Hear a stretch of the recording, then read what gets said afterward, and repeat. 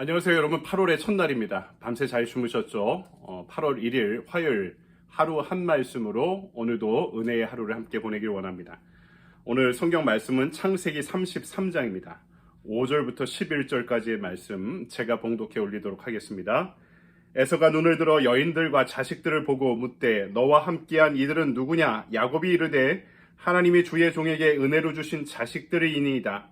그때 여종들이 그의 자식들과 더불어 나와 절하고 레아도 그의 자식들과 더불어 나와 절하고 그 후에 요셉이 라헬과 더불어 나와 절하니 에서가 또 이르되 내가 만난 바 이 모든 때는 무슨 까닭이냐? 야곱이 이르되 내 주께 은혜를 입으려 함이니이다. 에서가 이르되 내 동생아 내게 있는 것이 족하니 내 소유는 내게 두라. 야곱이 이르되 그렇지 아니하나이다. 내가 형님의 눈앞에서 은혜를 입었사오면 청하건대 내 손에서 이 예물을 받으소서. 내가 형님의 얼굴을 배운즉 하나님의 얼굴을 본 것 같사오며 형님도 나를 기뻐하심이니이다. 하나님이 내게 은혜를 베푸셨고 내 소유도 족하오니 청하건대 내가 형님께 드리는 예물을 받으소서 하고 그에게 강권함에 받으니라.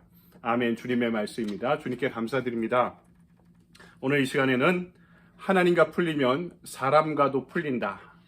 하나님과 풀리면 사람과도 풀린다라는 제목으로 하나님의 말씀을 증거하도록 하겠습니다. 여러분, 사람들이요 불화하고 갈등하는 본성은 누구에게나 다 있죠. 그런데 성경은 이런 분쟁과 대립의 근원적인 원인이 무엇이냐? 하나님과의 관계가 해결되지 않았기 때문이다 라고 증언하고 있습니다. 하나님의 통치하심의 그 영향력이 나에게 지배적이지 않을 때, 하나님의 주권이 나를 주도하지 않을 때 우리가 갈등과 분노의 삶을 살게 된다고 증언하고 있는 것입니다. 야복강에서 하나님을 만나기 전에 지금 야곱도 그런 상황이었습니다. 남들보다 빨리 성공하려고 하다가 어떻게 됩니까? 하나님의 치심을 받고 허벅지 관절이 어긋나면서 절뚝거리는 야곱이 되었다. 어제 말씀 가운데 함께 묵상했습니다. 하지만 절뚝거림 가운데 이스라엘이 될 때, 하나님이 다스리시는 삶을 살게 될 때 그는 은혜의 사람이 되고 평생 그의 앞길을 막고 있던, 오늘 말씀해 보니까 형 에서와도 화해할 수 있게 되었습니다. 오늘 말씀은 먼저 야곱의 대응 방식이 변하고 있는 그 모습을 우리에게 전하고 있죠. 야복강을 뒤로 하고 고향을 향해 가는 길에, 자신의 부족과 함께 고향을 향해 가는 길에 저 멀리서 먼지바람이 막 불어오기 시작합니다. 형 에서가 400명의 용사를 데리고 막 달려오는 것이죠. 여러분, 그 장면 한번 상상해 보십시오. 칼을 차고 무기를 찬 400명의 용사들이 그 먼지 구름을 일으키면서 나에게 막 달려오는 장면을 상상해 보십시오. 목숨이 풍전등화와 같이 느껴지는 현장에서 지금 야곱이 어떻게 행동을 합니까? 야복강에 건너기 전에는 400명의 용사와 함께 형이 달려온다는 소식을 듣고 무리를 4개, 5개 그룹으로 나눠서 가장 사랑하는 아내와 자식들은 가까운 곳에, 그리고 덜 사랑하는 것을 가장 멀리해서 그 그룹을 차근차근 나눠서 일종의 볼모처럼 에서 앞에 보내지 않았습니까? 그리고 자기는 맨 뒤에 남아있고요. 근데 오늘 장면을 보니까, 오늘 말씀 보니까 그러던 야곱이 이제는 그 400명의 용사가 달려오는 현장 앞에서 가장 앞서 그 앞에 서게 됩니다. 평생 인생의 장벽이었고 열등감의 원인이었고 고향을 떠나게 만든 장본인이었고 자신의 목숨을 위협하던 형을 20년 만에 만나게 된 것입니다. 여러분, 이때 야곱은요 더 이상 과거의 원망에 사로잡힌 사람이 아니었습니다. 그는 형 앞에 당당히 서죠. 그리고 겸손히 7번이나 절합니다. 여기서 우리는 하나님과 만난 사람, 하나님과 동행하는 사람의 균형감각을 봅니다.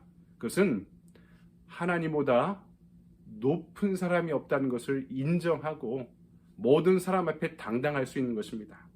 하지만 모든 사람을 섬기기 위해 겸손하게 절할 수도 있다는 것이죠. 여러분, 이것이 하나님과 동행하는 사람의 균형감입니다. 한없이 당당하게, 하지만 한없이 겸손하게. 여러분, 화해하는 것은 누구나 쉽게 할 수 있는 일이 아닙니다. 20년간 에서를 만날 날을 두려워하면서도 기다리는 야곱이었죠. 이전에는 그 자신이 화해의 주도자가 될 수 없었습니다. 하지만 하나님을 만나며 그가 이스라엘이 될 때, 하나님이 다스리시는 삶을 살게 될 때, 자신이 아니라 주님이 주도하는 인생을 살게 될 때 놀랍게도 형 에서 또한 변한 상태로 만나게 되었던 것이죠. 여러분, 화해해도요, 화해의 주도자가 있어야 됩니다. 부부가 갈등할 때도, 부모와 자식이 갈등할 때도 먼저 미안하다, 먼저 다가서는 사람이 있어야 되지 않겠습니까? 근데 이런 인간관계에 있어서 화해의 주도자가 될 수 있는 사람은 어떤 사람입니까? 용서받은 경험이 있는 사람이 되어야 하는 것입니다. 내가 가진 추악함에도 불구하고, 나의 나약함에도 불구하고 있는 그대로 나의 모습, 그 모습을 받아들이기 위해서 십자가에 달리신 예수 그리스도로부터 내가 받아들여진 경험을 하게 될 때 우리도 누군가를 용서할 수 있는 사람이 되어가는 것입니다. 야곱이 가는 길에 만난 형 에서는 지금 어떻게 반응하고 있습니까? 신중한 야곱과 달리 형은 매우 격정적이고 충동적으로 반응하죠. 4절을 볼까요? 우리가 읽지 않았지만 에서가 달려와서 그를 맞이하며 안고 목을 어긋맞추어 그와 입맞추고 서로 우니라. 여러분, 한 문장에 무려 4개의 동사가 반복되고 있습니다. 달려와, 안고, 입맞추고, 우니라. 여러분, 이 장면을 성경의 다른 곳에서도 본 것 같지 않습니까? 저는 누가복음에 나오는 탕자의 비유에 나오는 장면, 멀리 떠나 망해버려 고향으로 돌아오는 그 아들을 아버지가 어떻게 맞이합니까? 누가복음 15장 20절입니다. 아직도 거리가 먼데 아버지가 그를 보고 측은히 여겨 달려가 목을 안고 입을 맞추니라. 계속 보고 있었죠. 제 너머를. 우리 아들이 언제 오나? 그리고 그 아들을 측은히 여기는 마음을 갖습니다. 그리고 달려갑니다. 목을 안고 입 맞추어 울면서 아버지가 이야기하죠. 내가 너를 기다렸다. 너는 내 아들이다. 야곱은 오늘 형의 얼굴에서 하나님의 얼굴을 봅니다. 상상이 가십니까? 하나님의 얼굴을 하고 있는 에서를 복수심에 못 이겨서 동생을 죽이려 했던 에서가 지금 격정적으로 동생을 용서하고 그가 주는 물질까지 거부하면서 그 동생을 받아들이려고 하는 이 격정적인 변화를 어떻게 설명할 수 있습니까? 저는 그렇게 해석합니다. 처음에 에서가 400명의 용사를 거느리고 출발했을 때는요, 이 야곱을 용서할 마음이 없었다고 생각합니다.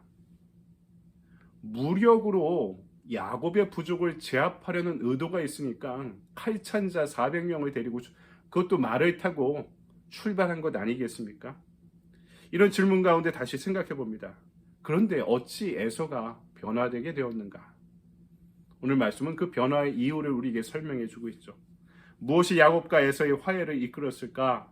오늘 본문을 보면 5절, 8절, 10절, 11절에 반복해서 등장하는 단어가 있습니다. 바로 은혜라는 단어입니다. 내가 형의 은혜를 받기 원합니다. 내가 형님의 눈앞에서 은혜를 입었습니다. 하나님께서 내게 은혜를 베푸셨습니다. 여러분, 우리가 화해하고 용서할 수 있는 힘은 우리 자신으로부터 나오지 않습니다. 오직 은혜만이 그것을 가능케 하는 거죠. 추악하고 나약한 나도 하나님의 은혜를 입게 되었을 때 다른 사람을 먼저 이해하고 용서하고 받아들일 수 있게 된 것이죠. 이것이 놀라운 사건입니다. 오늘 하나님의 거룩한 계시의 말씀이 보여주는 능력의 실체가 있습니다. 그것이 무엇입니까? 은혜 받은 사람이 서로를 용서하고 목을 안고 감격하여 울 수 있는 사건이 오늘 이 시대에 우리에게도 일어날 수 있다는 사실입니다. 오늘 우리가 용서하기 힘든 사람이 있지 않습니까?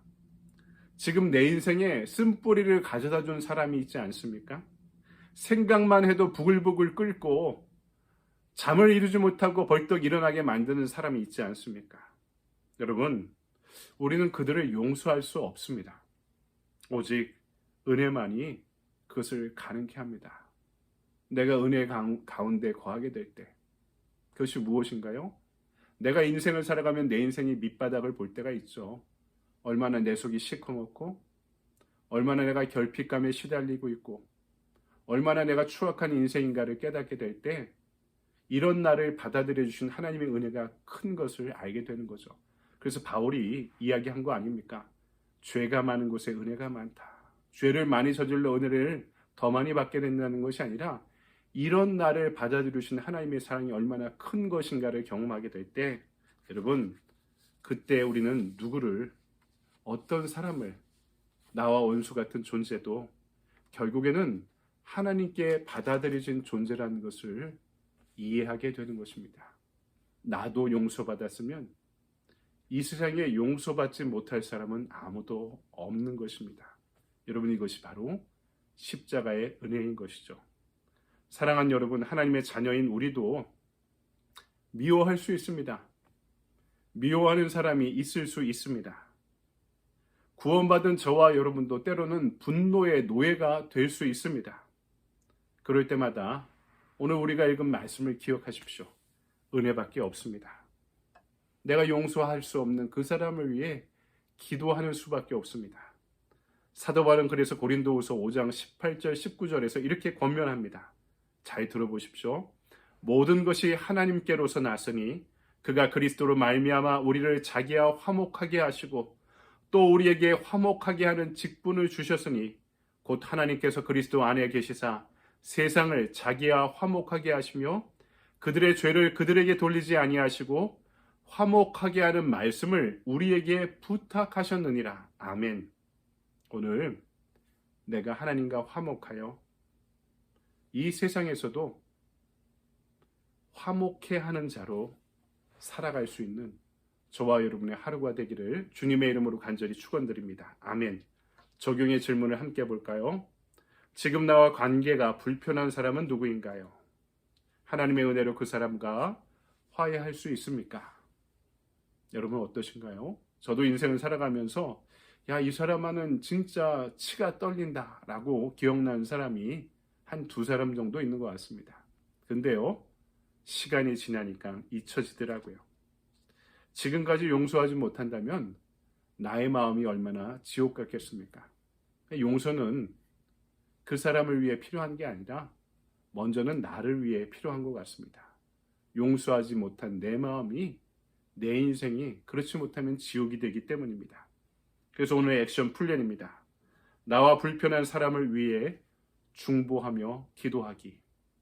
나도 받아들여졌으면 주님 그 사람도 받아들여 주시기 바랍니다. 그러므로 인해 나도 내 마음에 그 사람을 용서하며 받아들일 수 있는 용서와 자비와 사랑을 허락해 주시옵소서. 그 은혜로 살아가는 여러분의 좋은 하루 되시기 바랍니다. 감사합니다.